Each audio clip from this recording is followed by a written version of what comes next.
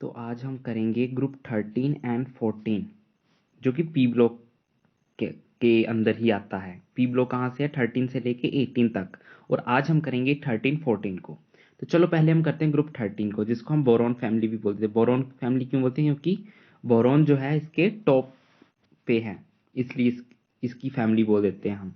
ठीक है, इसकी इलेक्ट्रॉनिक कन्फिगुरेशन जो है वो है NS2 NP1। ओके, नाउ हम इसके एटॉमिक रेडियस की जो है वेरिएशन के बारे में देख लेते हैं। तो एटॉमिक रेडियस जो है इसका वो इस तरह से वेरी करता है, मतलब डाउन द ग्रुप जाने पर क्या होना चाहिए? एटॉमिक रेडियस को इंक्रीज करना चाहिए। ओके, ये जनरल ट्रेंड है, लेकिन यहां पर एक्सेप्शन आ जाती है। देखो, बेरिली बोरॉन से एल्यूमिनियम तक, सॉरी मैंने बेरिलियम बोल दिया, लेकिन बोरॉन से एल्यूमिनियम तक जाने पर जो है इंक्रीज हो रहा है। ओके, लेकिन एल्यूमिनियम से गैलियम तक जाते वक्त इंक्रीज होना चाहिए, लेकिन डिक्रीज हो जाता है। Why? Because of d orbital की वीक शील्डिंग। डी ऑर्बिटल जो वीक शील्डिंग करता है, इसलिए वो एटम जो है वो सिकुड़ जाता है, इसलिए छोटा हो जाता है। फिर जनरली इंक्रीज करना चाहिए गैलियम से इंडियम तक, कर रहा है, लेकिन इंडियम से टीएल तक फिर से जो है वो डिक्रीज कर जा रहा है। क्यों? यहां पे एफ ऑर्बिटल की वीक शील्डिंग आ जा रही है। ठीक है, और ये भी याद रखना कि गैलियम सबसे ही छोटा हो जाता है। ये छोटा होता है, लेकिन गैलियम ज्यादा छोटा होता है। बोरॉन भी छोटा होता है, लेकिन इतना ज्यादा नहीं। नहीं, सबसे ज्यादा छोटा ये है, उससे कम ये है, उससे कम ये है। ये देखो, ठीक है। नाउ अगर आगे चलते हैं हम डेंसिटी पे। ठीक है, डाउन द ग्रुप जाने पर जो है डेंसिटी जो है वो क्या करती है? इंक्रीज करती है। ठीक है, अब है आयोनाइजेशन एंथैल्पी। तो आयनाइजेशन एंथैल्पी जो होती है, एक इलेक्ट्रॉन रिमूव कराने के लिए कम एनर्जी लगती है, दो के लिए ज्यादा लगती है, तीन के लिए उससे भी ज्यादा लगती है। ये देख लो, आयोनाइजेशन एनर्जी का ग्राफ है, इस तरह से चलेगा। बस ये है, सबसे कम आयोनाइजेशन एनर्जी जो इंडियम की है, और बोरॉन की सबसे ज्यादा है, और थैलियम की थोड़ी सी कम है बोरॉन के कंपैरेटिवली। ये याद कर लेना है। और बोला आयनाइजेशन एंथैल्पी गैलियम की ज्यादा है एल्यूमिनियम से, क्योंकि गैलियम जो है डी ऑर्बिटल के बाद प्रेजेंट होता है, जो पुअर शील्डिंग करता है, जिस वजह से इफेक्टिव न्यूक्लियर चार्ज इंक्रीज कर जाता है, जिस वजह से आयनाइजेशन एंथैल्पी जो है इंक्रीज कर जाती है। सेम चीज यही यहाँ पे भी है, इंडियम और थैलियम के केस में। और हमें पता है कि आयनाइजेशन एनर्जी जो है वो साइज के ऑपोजिट इनवर्सली चलती है। तो बस फिर साइज का ग्राफ मान लो m था, तो आयनाइजेशन एनर्जी का ग्राफ जो है वो W टाइप है। ओके, अब इलेक्ट्रोनेगेटिविटी के बारे में बात कर लेते हैं। तो बोरॉन से एल्यूमिनियम जाने पर जो है ये डिक्रीज कर जाती है, और गैलियम से थैलियम जाने पर ये जो है वो इंक्रीज कर जाती है। ओके, ये देख लो इसका ऑर्डर, आयन इलेक्ट्रॉन नेगेटिविटी का इंक्रीजिंग ऑर्डर है। मतलब डाउन द ग्रुप जाने पर तो इसको इंक्रीज करना चाहिए, लेकिन एक्सेप्शन आ जाती है कि बोरॉन की जो है सबसे ज्यादा हो जाती है इलेक्ट्रॉन नेगेटिविटी। ओके, और एल्यूमिनियम की कम हो जाती है, यहाँ पे ये एक्सेप्शन है। अब हम फिजिकल प्रॉपर्टीज के बारे में बात कर लेते हैं ग्रुप 13 की, जिसमें बोरॉन के बारे में हम बात करेंगे स्पेसिफिकली, जो कि एक नॉन मेटेलिक होता है, और एक्सट्रीमली हार्ड और ब्लैक कलर्ड सॉलिड होता है, मतलब बहुत सख्त होता है और काले रंग का एक सॉलिड होता है, और ये काफी एलोट्रोपिक फॉर्म्स में एग्जिस्ट करता है। ठीक है, अब गैलियम का जो है लो मेल्टिंग पॉइंट होता है, इसलिए थर्मोमीटर्स में भी गैलियम को यूज किया जाता है। मरकरी को तो यूज करते हैं, लेकिन गैलियम को भी यूज करते हैं थर्मोमीटर्स में, हाई टेम्परेचर वाले में। अब हम बात करेंगे केमिकल प्रॉपर्टीज के बारे में। तो ऑक्सीडेशन स्टेट की बात करते हैं पहले। ये जो बोरॉन फैमिली वाले होते हैं, या तो +3 में एग्जिस्ट करते हैं या तो +1 में। ये दो ऑक्सीडेशन स्टेट्स होती हैं इनकी। और डाउन द ग्रुप जाने पर जो +1 की स्टेबिलिटी होती है ना, वो इंक्रीज कर जाती है, +3 की स्टेबिलिटी जो है वो डिक्रीज कर जाती है। तो +3 ऑक्सीडेशन स्टेट जो है वो ऊपर वाले केसेस में जो होती है वो स्टेबल होती है, जबकि +1 जो होती है वो नीचे वाले केसेस में स्टेबल होती है। अब बोरॉन के बारे में एक खास बात कि इसका साइज जो होता है वो छोटा होता है काफी, और इसकी तीनों ionisation energy 1, ionisation energy 2, ionisation energy 3, मतलब तीनों आयनाइजेशन एनर्जीज का सम निकालते हैं तो वो बहुत ज़्यादा आता है, जिस वजह से वो +3 ऑक्सीडेशन स्टेट को जो है प्रिवेंट कर देती है, और इसलिए बोरॉन जो है सिर्फ कोवलेंट कंपाउंड्स ही बनाते हैं, they don't form ionic compounds. Okay, अब हम BF3 एक कंपाउंड है उसके बारे में बात करते हैं। बोरॉन के पास देखो तीनों तरफ फ्लोरीन्स लगे हुए हैं, तो 1 2 3 4 5 6, 6 इलेक्ट्रॉन जो है बोरॉन के पास हैं इस वक्त, लेकिन 2 इलेक्ट्रॉन की कमी है। ठीक है, तो ऑक्टेट कंप्लीट नहीं हुआ, इलेक्ट्रॉन की कमी है, तो एक पेयर ऑफ इलेक्ट्रॉन जो है ये एक्सेप्ट कर लेगा, और क्योंकि ये पेयर ऑफ इलेक्ट्रॉन को एक्सेप्ट कर रहा है, that's why it is acting as a Lewis acid, तो ये लुईस एसिड की तरह एक्ट करेगा। अब BCl3 की बात करते हैं, सेम, ये भी 1 2 3 4 5 6 इलेक्ट्रॉन हैं, तो वो क्या करेगा, अमोनिया का मॉलिक्यूल है उससे जो है दो, क्योंकि अमोनिया के पास लोन पेयर होता है इलेक्ट्रॉन का, तो वो डोनेट कर देता है, इसलिए अमोनिया जो है लुईस बेस की तरह काम करता है, because it is donating a pair of electrons. और ये BCl3 जो है वो किसकी तरह कर रहा है, लुईस एसिड की तरह, क्योंकि ये एक्सेप्ट कर रहा है, और NH3 लुईस बेस की तरह, बिकॉज ये डोनेट कर रहा है। तो इसका स्ट्रक्चर प्लेनर होता है, और जब ये इलेक्ट्रॉन्स को ले लेता है तो एक इस तरह का बॉन्ड लग जाता है, तो और फिर ज्योमेट्री जो है उसकी टेट्राहेड्रल बन जाती है। ओके, AlCl3 जो है वो डाइमर बना लेता है ताकि स्टेबिलिटी अचीव कर सके। वो देख लो, ये एल्यूमिनियम आगे, यहाँ पर जो है वो क्लोरीन एटम्स लगे हुए हैं, एक तरह का ये डाइमर बन गया जिसकी टेट्राहेड्रल फॉर्म होती है। ठीक है, अब यहाँ पर क्या बोला गया है कि aluminium chloride acidified aqueous solution में एक ऑक्टाहेड्रल आयन बना लेता है, और ये वो आयन है, वो कब बनाता है, एक एक्वस सॉल्यूशन ले लेते हैं एसिडिफाइड तब। ठीक है, अब हम केमिकल प्रॉपर्टीज के बारे में, क्योंकि हम केमिकल प्रॉपर्टीज के बारे में बात कर रहे हैं, तब उसकी रिएक्टिविटीज जो है एयर वाटर वगैरह के साथ, उसके बारे में भी स्टडी करेंगे। तो एयर के साथ कैसी है ग्रुप 13 एलिमेंट्स की रिएक्टिविटी, ये ई जो आ गया वो ग्रुप 13 के एलिमेंट्स आ गए। हवा में क्या होता है, ऑक्सीजन नाइट्रोजन होता है, पहले हम ऑक्सीजन की बात करते हैं, ऑक्सीजन के साथ रिएक्ट करके ये E2O5 टाइप की, मतलब B2O5 Al2O5 इस तरह के जो हैं वो ऑक्साइड्स बना लेते हैं।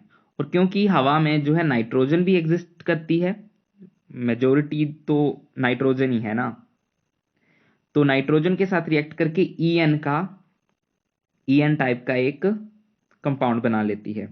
और एल्यूमिनियम और गैलियम के जो ऑक्साइड्स होते हैं वो एम्फोटेरिक होते हैं, बताया था ना जनाबे अली ने गाया बेकार पंजाबी सॉन्ग, तो अली और गाया आ गया, एल्यूमिनियम और गैलियम, तो इनके जो हैं ऑक्साइड जो हैं वो एम्फोटेरिक जाते हैं, जबकि रेस्ट जो मेटल्स होते हैं उनके कैसे आएंगे, बेसिक आएंगे, और नॉन मेटल्स के एसिडिक आएंगे। अब रिएक्टिविटी टुवर्ड्स एसिड्स और अल्कलीज, मतलब एसिड और बेस के साथ कैसे रिएक्ट करते हैं, एल्यूमिनियम एसिड या बेस के साथ रिएक्ट करके एम्फोटेरिक कैरेक्टर शो कर देता है। अब देखो, एल्यूमिनियम को हमने NaOH के साथ रिएक्ट किया जो कि बेस है, वाटर के साथ रिएक्ट किया, तो इस तरह का एक कंपाउंड बन गया, साथ में वाटर निकल गया, वाटर मॉलिक्यूल्स निकल गए। ये आई थिंक PYQ है जेई मेन का, डेट्स वाई मैंने इसको यहाँ पर लिख दिया है, आप इस रिएक्शन को कर लेना। अब हम बात करते हैं रिएक्टिविटी टुवर्ड्स हैलोजन, हैलोजन के साथ, ये एलिमेंट ले लिया, कौन सा एलिमेंट, ग्रुप 13 का, एक हैलोजन का ले लिया मॉलिक्यूल, तो EX3 टाइप के जो है उन्होंने हैलाइड्स बना लिए। ठीक है, और एलिमेंट जो होता है वो थैलियम नहीं होगा। Due to absence of d orbitals, boron can't expand its octet। ठीक है, तो d ऑर्बिटल की गैर मौजूदगी की वजह से बोरॉन जो है अपना ऑक्टेट जो है वो एक्सपेंड नहीं कर सकता है, इसलिए जो मैक्सिमम कोवलेंस बोरॉन शो करता है वो 4 है, इसीलिए BF63 नेगेटिव आयन जो है वो बना पाना पॉसिबल ही नहीं है। ठीक है, क्योंकि वो 6 तक अपना वो ले जा ही नहीं सकता कोवैलेंस, जबकि rest of the elements of group 13 जो हैं वो अपना कोवैलेंस जो 6 तक शो करते हैं। अब हम बात करेंगे important compounds of boron, boron के इंपॉर्टेंट कंपाउंड्स के बारे में। ठीक है, तो हम पहले बात कर लेते हैं, चलो बोरेक्स की तरफ। ये रहा बोरेक्स, ये उसका केमिकल फॉर्मूला रहा। ये एक व्हाइट क्रिस्टलाइन सॉलिड होता है, क्रिस्टल्स की फॉर्म में होता है और व्हाइट कलर का होता है और सॉलिड होता है ये। ठीक है, अब इसका एक रिएक्शन भी दिया हुआ है, ये आ गया Na2B4O7, H2O के साथ रिएक्ट किया तो NaOH आ गया और H3BO3, ये होता है ऑर्थोबोरिक एसिड, और NaOH जो है एक स्ट्रॉन्ग बेस होता है। तो देखो इसका रिएक्शन ऐसे आ गया, किसका, बोरेक्स का। अब इन्होंने एक बात और बोली हुई है, क्या बोली हुई है कि जब बोरेक्स को हीट किया जाता है बंसन बर्नर में, ये एक एपरेटस होता है, ठीक है, उसमें उसकी फ्लेम पे उसको जो है हीट किया जाता है बोरेक्स को, और कोबाल्ट ऑक्साइड के साथ COO के साथ एक प्लेटिनम वायर की लूप लेकर, तो एक ब्लू कलर्ड का जो है वो बीड बनता है, जो है COBO2 होल ट्वाइस। ठीक है, तो मतलब बोरेक्स को जब बंसन बर्नर की फ्लेम में COO के साथ प्लेटिनम वायर की लूप को लेते हुए जब बर्न किया जाता है तो एक ब्लू कलर का COBO2 बीड जो है वो बनता है। अब हम चलो दूसरे कंपाउंड की बात कर लेते हैं, ऑर्थोबोरिक एसिड। तो ये आ गया उसका फॉर्मूला, इस फॉर्मूले को इस तरह से भी लिख सकते हैं, 3 ही हाइड्रोजन आ रहे हैं यहां पर भी, यहां पर भी 3 ही ऑक्सीजन है, 3 ही ऑक्सीजन है, तो दोनों में से किसी भी तरीके से लिखा जा सकता है, तो कंफ्यूज नहीं होना है। अब इसके बारे में क्या बोला गया है कि ये व्हाइट क्रिस्टलाइन सॉलिड होता है विद सोपी टच। तो ऑर्थोबोरिक एसिड जो है ये भी एक क्रिस्टलाइन सॉलिड है व्हाइट कलर का, लेकिन इसमें ना सोपी टच होता है, साबुन जैसा फिसलन सी होती है। ओके, और दूसरी बात क्या कही गई है, ये काफी इंपॉर्टेंट है, ये PYQ भी है, कि वीक मोनोबेसिक एसिड होता है ऑर्थोबोरिक एसिड। ये एक प्रोटोनिक एसिड नहीं होता। प्रोटोनिक एसिड कौन होता है, जो H पॉजिटिव प्रोटॉन को रिलीज करता है, H पॉजिटिव को ही प्रोटॉन बोलते हैं ना, तो ये प्रोटोनिक एसिड नहीं है और ये एक मोनोबेसिक एसिड है। लेकिन ये लुईस एसिड की तरह एक्ट करता है by accepting electrons from a hydroxyl ion, hydroxyl ion यानी कि OH नेगेटिव से ये जो है इलेक्ट्रॉन को एक्सेप्ट करके जो है लुईस एसिड की तरह काम करता है। यहां बोला गया है कि ये H पॉजिटिव आयन को रिलीज करने में एबल नहीं है, not able to release H positive ion on its own. ये अपने आप कभी H पॉजिटिव आयन रिलीज नहीं करता है, ये क्या करता है, रिसीव करता है OH आयन को पानी से। वाटर मॉलिक्यूल्स में से OH नेगेटिव को ये लेता है और अपना ऑक्टेट कंप्लीट करता है, और फिर रिटर्न में वो H पॉजिटिव आयन जो है वो देता है। पहले वो OH नेगेटिव लेता है, ऑक्टेट कंप्लीट करता है और फिर H पॉजिटिव देता है। पहले वो अपनी ख्वाहिशें पूरी करता है, फिर जाके किसी को कुछ दान पुण्य करता है। अब नेक्स्ट कंपाउंड आया डाइबोरेन, B2H6। देखो जब हम BF3 को LiAlH के साथ रिएक्ट कराते हैं तो B2H6 LiFAlF3 ये बन जाता है, तो B2H6 जो है हमको मिल जाता है। और इसके जो साथ में जो बाई प्रोडक्ट्स हैं वो भी याद रखने हैं, कई बार क्वेश्चन बाई प्रोडक्ट से भी बन जाता है और इन केसेस में बनेगा, क्योंकि आई थिंक ये PYQ रह चुके हैं ये रिएक्शंस। अब देखो NaBH4 को I2 के साथ रिएक्ट करते हैं तब भी B2H6 आता है, और ये उसकी प्रिपरेशन आ गई। और अब देखो जब B2H6 को ऑक्सीजन के साथ रिएक्ट करते हैं या बर्न करते हैं तो B2O3 ऑक्साइड बन जाता है बोरोन का, और साथ में वाटर निकलता है।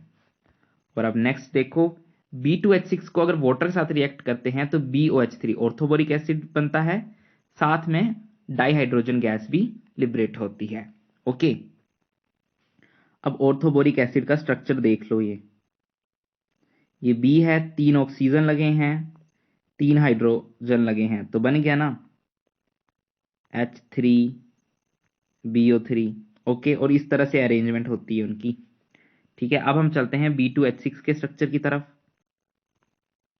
जो कि इस तरह से है।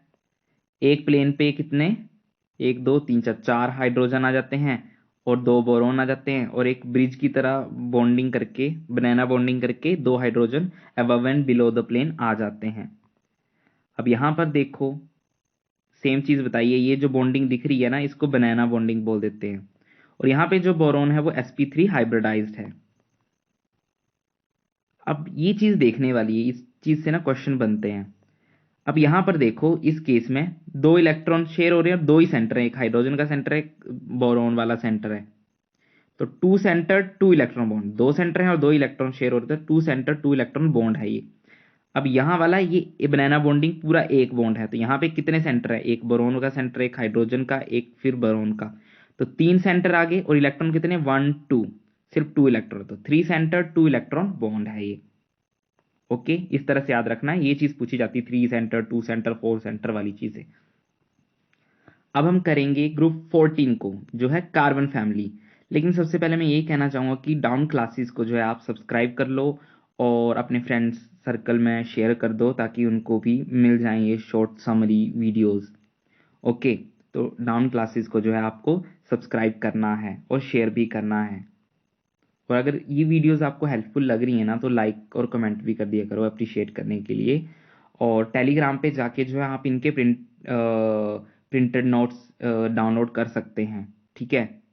तो मेरे कमेंट सेक्शन में जो है मैंने कमेंट किया हुआ है, तो वहाँ पे जाके आपने जो है वो टेलीग्राम चैनल को ज्वाइन करना है और वहाँ से जो है नोट्स डाउनलोड कर लेने हैं और उनका प्रिंट आउट निकाल लेना है। Okay, now come to the lecture.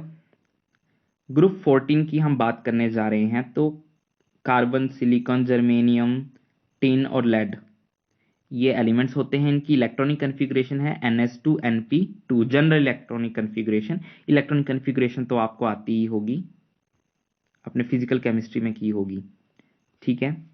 अब देखो, कोवलेंट रेडियस के बारे में हम बात कर लेते हैं कि कार्बन से सिलिकॉन जाने पर रेडियस जो है वो इंक्रीज कर जाता है और जर्मेनियम से लेड तक जाने में भी इंक्रीज करता है। लेकिन कार्बन से सिलिकॉन जाते वक्त लार्ज इंक्रीज आता है, जबकि निचले केसेस में जो है इंक्रीज तो होता है लेकिन बहुत माइन्यूट इंक्रीज आता है, मतलब बहुत माइन्यूट तो नहीं पर स्मॉल इंक्रीज आता है।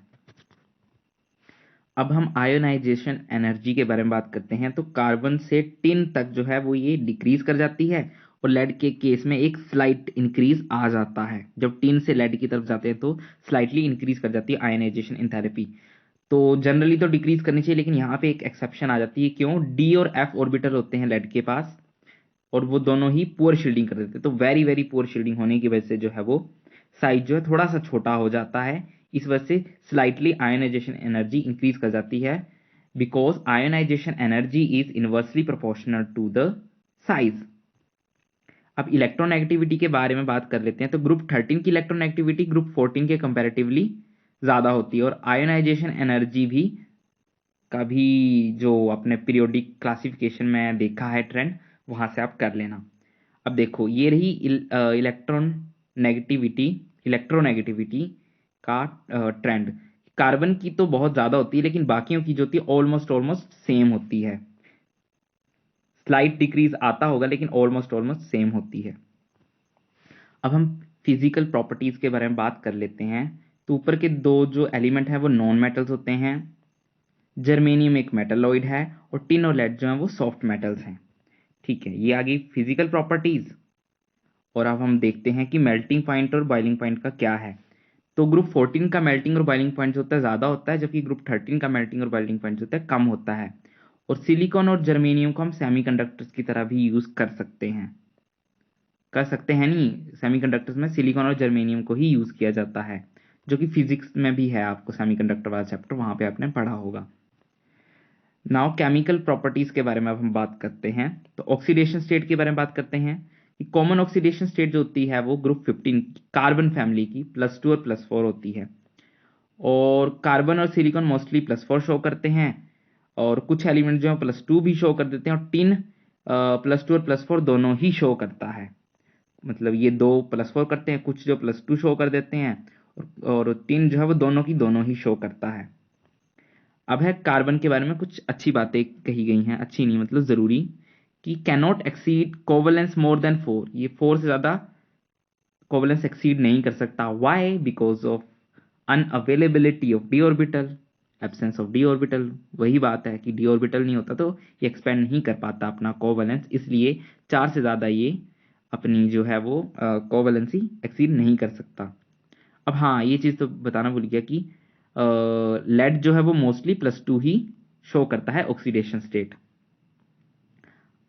अब हम बात करते हैं ऑक्सीजन के साथ रिएक्टिविटी ग्रुप 14 एलिमेंट्स की, यानी कि कार्बन फैमिली वालों की।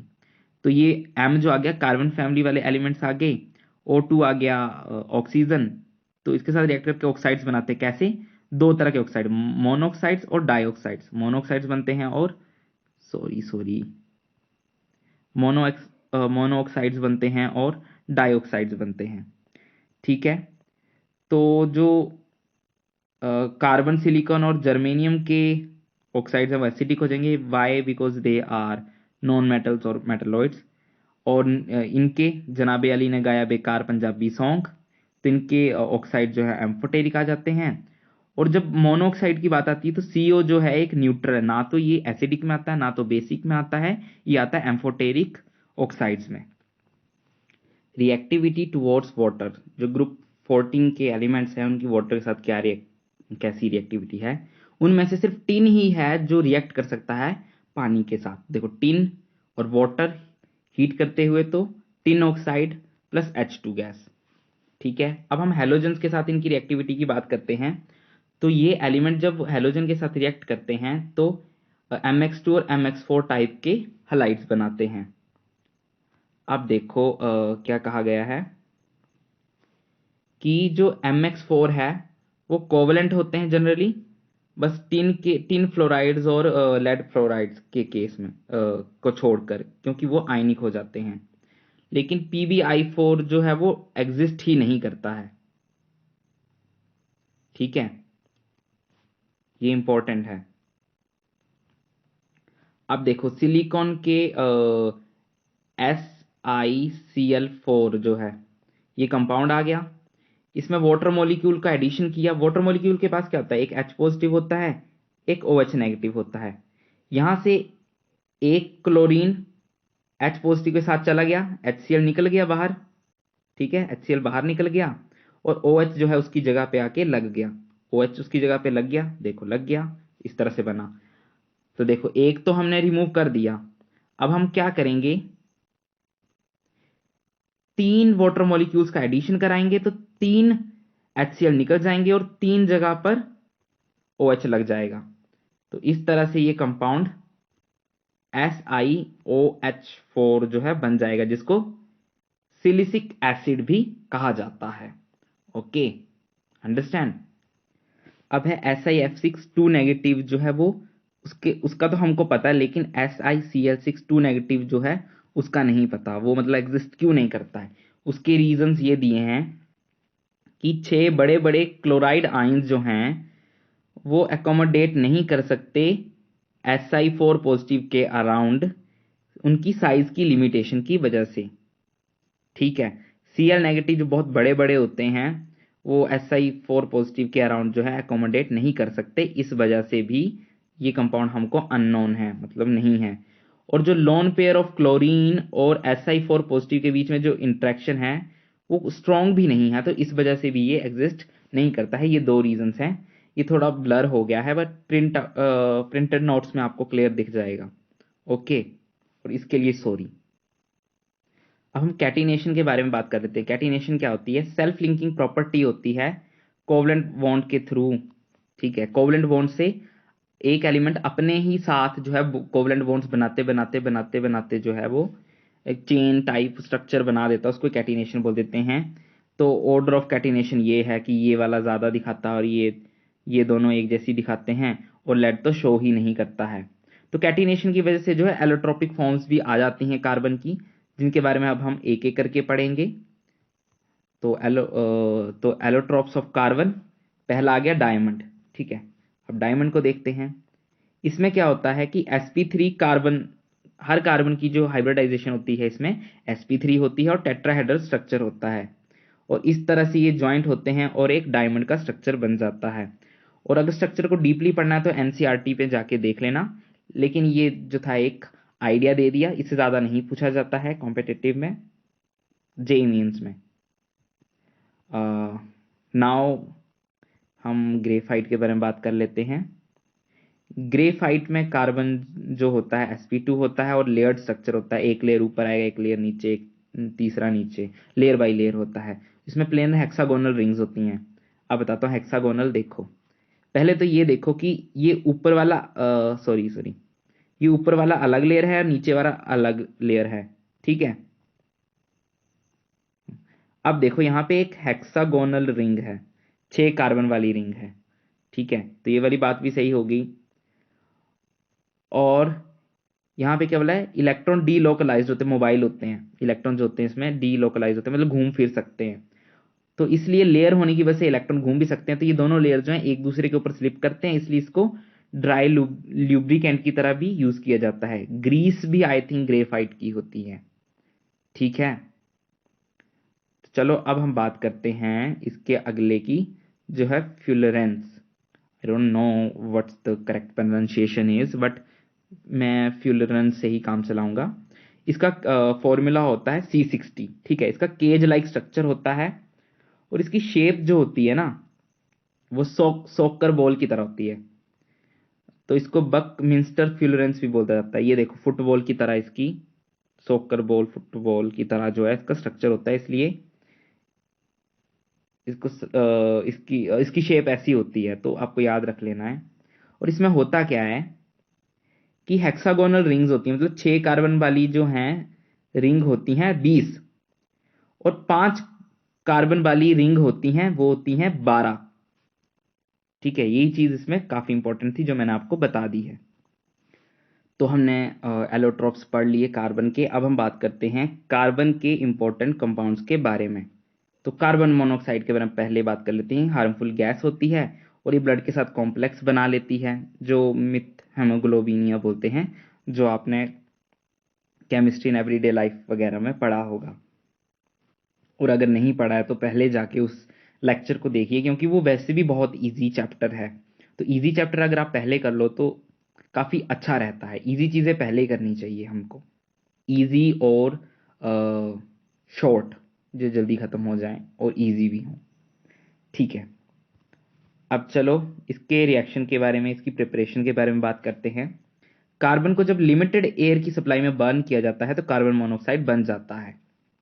या फिर कार्बन को H2 के साथ रिएक्ट करते हैं तो CO प्लस H2 बन जाता है, जिसको वाटर गैस या सिन गैस, सिंथेसिस गैस भी बोल देते हैं, तब भी कार्बन मोनोऑक्साइड बन जाता है। ये देख लो, कार्बन को एयर के साथ किया लिमिटेड एयर, लेकिन यहाँ पे लिमिटेड एयर लगाना होगा। और देखो एयर में नाइट्रोजन भी होती है, तो कार्बन का ऑक्सीजन और नाइट्रोजन के साथ रिएक्शन करके CO प्लस N2 भी बन जाता है, जिसको प्रोड्यूसर गैस भी बोलते हैं। ओके, जब CO प्लस H2 आता है तो वाटर गैस या सिंथेसिस गैस, जब CO प्लस N2 आता है तो प्रोड्यूसर गैस बोल देते हैं। अब हम चलते हैं कार्बन डाइऑक्साइड की तरफ, जो कि हमारी अर्थ के एटमॉस्फेयर का 0.03% होता है बाय वॉल्यूम, ठीक है। इसमें क्या होता है, कार्बन मोनोऑक्साइड की बारी हमने लिमिटेड एयर ली थी, लेकिन इस बार जो हम एक्सेस ऑफ एयर में जो है कार्बन को बर्न करेंगे तो कार्बन डाइऑक्साइड मिल जाएगा, ठीक है। अब हमने क्या किया, CH4 लिया, उसको बर्न किया तो CO2 प्लस H2O आ गया। बर्न करना या ऑक्सीजन से रिएक्ट करवाना, ये मेजोरिटी केसेस में एक ही मतलब होता है, ठीक है। और कार्बन डाइऑक्साइड जो है एक ग्रीन हाउस गैस है, जो कि ग्रीन हाउस इफेक्ट में और ग्लोबल वार्मिंग में रिस्पॉन्सिबल होती है। ये रहा इसका स्ट्रक्चर। और आई थिंक मैंने आपको कार्बन मोनोऑक्साइड का नहीं बताया स्ट्रक्चर, उसका ये रहा। इंपॉर्टेंट कंपाउंड्स ऑफ सिलिकॉन, ये काफी इंपॉर्टेंट है। चलो आओ एक एक करके इन कंपाउंड्स के बारे में पढ़ते हैं। फर्स्टली CiO2, जिसको सिलिका बोलते हैं, जो कि अर्थ क्रस्ट का 95% होता है। नहीं, अर्थ क्रस्ट का 95%, रियली रियली सॉरी मैं गलत बोल रहा हूँ, 95% अर्थ क्रस्ट जो है वो सिलिका और सिलिकेट से ही बनी होती है, ठीक है। ये क्वार्ट्स, क्रिस्टोबलाइट, टेरिडीमाइट जो है क्रिस्टलाइन फॉर्म है सिलिका की। और ये इसका स्ट्रक्चर आ गया, ये वाला सिलिकॉन है, फिर ये 2 ऑक्सीजन है, ये सिलिकॉन है, फिर 2 ऑक्सीजन है, यहाँ पे भी सिलिकॉन और ऑक्सीजन होंगे, यहाँ पे भी, यहाँ पे भी। इस तरह से 3D स्ट्रक्चर बन जाता है सिलिकॉन डाइऑक्साइड का, सिलिका का। और silica gel is used as a drawing agent, सुखाने के लिए भी सिलिका को यूज किया जाता है, as a drawing agent use किया जाता है। और कैसलगर, या मैं तो किसलगढ़ बोलता हूँ याद करने के लिए, जो एमरफस फॉर्म है सिलिका की, वो फिल्ट्रेशन प्लांट्स में यूज की जाती है। किसलगढ़ को फिल्ट्रेशन प्लांट्स में यूज किया जाता है। और किसलगढ़ क्या है? सिलिका की अमरफस फॉर्म है। अब सिलिकॉन्स के बारे में बात करते हैं। ये ऑर्गेनोसिलिकॉन पॉलीमर्स होते हैं। ये इसमें रिपीटिंग यूनिट होती है। इसकी ही बस यही यूनिट इधर भी होगी, इधर भी होगी, फिर इधर भी होगी, इधर भी होगी। इस तरह से ये रिपीट करते हुए एक चेन बनाती है। और water repelling hydrophobic in nature, मतलब ये वाटर रिपेलिंग होती है, पानी से नफरत करने वाली होती है। इसकी थर्मल स्टेबिलिटी काफ़ी हाई होती है, डाइलेक्ट्रिक स्ट्रेंथ भी हाई होती है। और ये सीलेंट, ग्रीसेस, इलेक्ट्रिकल इंसुलेटर्स और वाटर प्रूफिंग ऑफ फैब्रिक्स में यूज किया जाता है इसको। किसको? सिलिकॉन्स को। ठीक है। और कम बायोकम्पैटिबल होने की वजह से सर्जिकल और कॉस्मेटिक प्लांट्स में भी इसका यूज किया जाता है। ठीक है, अब हम बात करते हैं सिलिकेट्स के बारे में। तो सिलिकेट्स के बारे में बात करते हैं। फेल्ड्सपर, जियोलाइट, माइका, एवेस्टस, ये इसके एग्जाम्पल हो जाते हैं। और बेसिक स्ट्रक्चरल यूनिट जो है वो SiO4 4 नेगेटिव है। देखो, 4 ऑक्सीजन लग रहे हैं और 4 नेगेटिव, यानी 1 2 3 4 4 नेगेटिव चार्ज है और बीच में सिलिकॉन है। इस तरह से इसका स्ट्रक्चर आ जाता है। और इसको ना बनाने का एक तरीका है, ये भी याद रखना है कि जो हमने डॉट वाले लिए हैं, ये डॉट वाले जो हैं उनको सिलिकॉन बोल दिया है, और जो O करके लिए हैं उनको ऑक्सीजन बोल दिया गया है। तो O वाले ऑक्सीजन आ गए, ये ऑक्सीजन आ गए, 1 2 3 4 4 हो गए। और ये O वाले एक, नहीं, O वाले तो ऑक्सीजन आ गए, लेकिन ये बीच में डॉट भी आ रहा है, तो यहाँ पे सिलिकॉन आ गया जो कि इसके पीछे है। तो इस तरह से इसके स्ट्रक्चर को रिप्रेजेंट किया जाता है। ठीक है, अब हम बात करते हैं जियोलाइट्स के बारे में। ठीक है, तो जियोलाइट्स जो होते हैं वो 3D स्ट्रक्चर होते हैं। नहीं, रियली रियली सॉरी। तो 3D स्ट्रक्चर जो होता है SiO2 का, उसमें अगर एल्यूमिनियम रिप्लेस कर ले सिलिकॉन एटम्स को, मतलब कुछ सिलिकॉन एटम्स को एल्यूमिनियम से रिप्लेस कर दिया जाए, तो ओवरऑल स्ट्रक्चर जो है क्या बन जाता है? एल्यूमिनो सिलिकेट, जो कि एक नेगेटिव चार्ज जो है वो एक्वायर कर लेता है। तो इस पूरे में यही पढ़ने वाला था जियोलाइट के अंदर, तो मैंने आपको बता दिया। अब हाँ, मैं आपको ये बताना भूल गया था, ये भी कर लेना। टिन के चारों ओर जो है टेट्राहेड्रल फॉर्म में हाइड्रोजन लगे हों तो उसको स्टेनेन कहते हैं, जो कि एक मोलिकुलर हाइड्राइड है, SnH4। अब एक रिएक्शन ये भी है। ठीक है, तो CaF2 plus SiO2 plus H2SO4 heat करते हुए इनको रिएक्ट किया जाता है, तो SiF4 H2 और CaSO4 बनते हैं। और उसकी फर्दर हाइड्रोलिसिस करा लिए जाए तो CaSiF6 बन जाता है। ठीक है, तो ये वो चीज़ें थी जो काफ़ी इंपॉर्टेंट थी इस चैप्टर में, मैंने आपको करवा दी है। और जैसे मैंने कहा है, NCERT को रीड करते रहना, और चैप्टर्स की समरीज को तो डेली बेसिस पे रीड करना, 3 3 चैप्टर्स की। और बस मैं यही कहूँगा, और मेरे चैनल को सब्सक्राइब कर देना। कौन से चैनल को? डॉन क्लासेस को सब्सक्राइब कर देना, और अपने फ्रेंड सर्कल में भी इनको क्या करना, शेयर कर देना। और बस पढ़ते रहिए, हंसते रहिए, मुस्कुराते रहिए, और मेहनत कीजिए, और दिल लगा के पढ़िए। Thank you very much. मिलते हैं नेक्स्ट लेक्चर में, जो कि है ग्रुप 15 और 16। Thank you very much.